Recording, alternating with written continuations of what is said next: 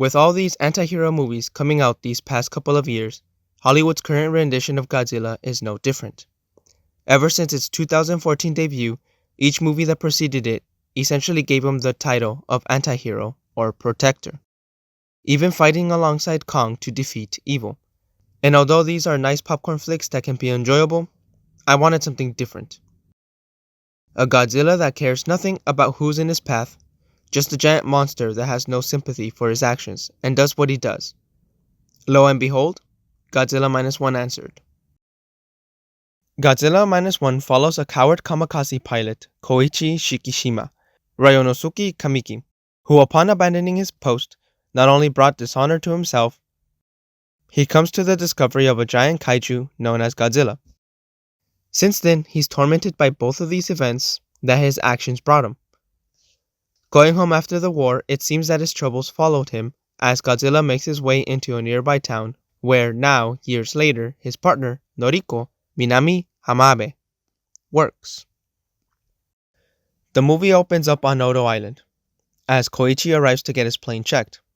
Upon inspection, there seemed nothing wrong with the plane, insinuating that this kamikaze pilot fled his duty, which is very frowned upon. It is also on this island when we get our first encounter with Godzilla, and let me just say that this was very well executed. From its mystery to its demolish and rampage, Godzilla is a major threat. What I also liked was how, fueled by fear, Koichi's actions of not pulling the trigger is one of the many key defining characteristics that will lay a path for the upcoming story, which was very well executed here in this scene. From here onward, the movie does something that the current rendition in Hollywood fails to achieve: caring for a character. Hollywood's rendition of this monster is more spectacle than anything, while altogether trying to have character development, but failing. They put the monster and the destruction as the main focus of the movie rather than the characters, and so far, most, if not all of the characters within the universe fail to fully grasp our attention, because the main star of the show is, well, Godzilla. We don't really get much backstory or flaws within our characters to really fully care about them. And what we do get don't really hook us in or get us on board. Having a lot of scenes dealing with character development or equivalent end up feeling long and boring at times, leaving me wishing we can go back to see Monster Mayhem. In this movie, I feel that they switched the roles. The characters are the main focus of the movie, and Shikishima is a vessel of what the main aspect of the movie is about: the sentiments and hardships of war. But apart from that, each character actually felt real. You connected with them so much, you cared for their well-being. From each of their introduction to their part of the story, you empathize and follow them through this journey. It's the reason why you tear-eyed when these private citizens, knowing that they just survived a war, proclaim that they are willing to risk their lives, yet again. It is what adds weight to this scene, making it so impactful. It's why you understand Koichi when he says that the war within him isn't over yet. Since his actions from Odo Island, he's lived a life he constantly feels unearned. He should have done his duty and died during the war. His anguish in fleeing paired with the torment of Godzilla brings an existential amount of grief to Koichi that he fails to see what destiny brought to him. In this case, a family. It wouldn't be until the end where he learns and changes.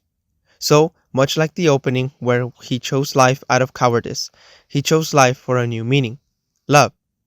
And I haven't even mentioned how great the dialogue is and how every scene was related to the story, without feeling forced or unrealistic, which nowadays feels rare in a movie because a lot of value is emphasized in its spectacle rather than the character connections between the character and the audience. Not to mention that when they try to have these character connections, they fail because a lot of these scenes feel uncorrelated to the plot and the story. Now, in terms of Godzilla's actions and destruction, well, I personally loved it. The main reason I liked it was because you really felt the weight of his destruction, causing many deaths in the process. You are captivated by this destruction, not with thrills like, say, Kong vs. Godzilla, where its destruction was for pure entertainment, but with sympathy, empathy, and fear. And although you can probably ask yourself, look at all this destruction and death they are causing in a movie like Kong vs. Godzilla, it's mainly said in a curious tone rather than a fearful one. At least that's what I noticed within myself when I saw both these movies.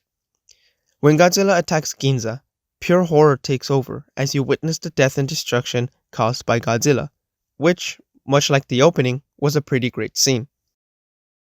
The only aspect of the movie that left me with mixed feelings was the very end. Whatever substance is attached to Noriko worries me a bit. I could be wrong, and I hope I'm wrong. But if there were to be a sequel, I have a feeling this would play a pivotal role in it, and it somewhat feels like a cheap getaway card. What I'm trying to say is that Noriko did appear to have died, but felt like she only survived for this substance plot. Not to mention that it doesn't make any sense how she even got it, let alone how she survived. Sure, I wasn't going to explain it in this movie, but realistically speaking, wouldn't it mean that other survivors might have the same substance? Essentially, I'm just worried that the next chapter might try to one-up this one with this plot that may or may not go too well. So, what this movie did that others failed was its delivery of an excellent blend of monster, destruction, and character to the story that we the audience enjoy every second of it. The visual effects were phenomenal, the cinematography was great, and the score was amazing. This movie, even with a more limited budget, gave us a very excellent movie, rich with storytelling that was so captivating, we watch with awe as our heroes work together once more to defeat the new threat they face, known as Godzilla.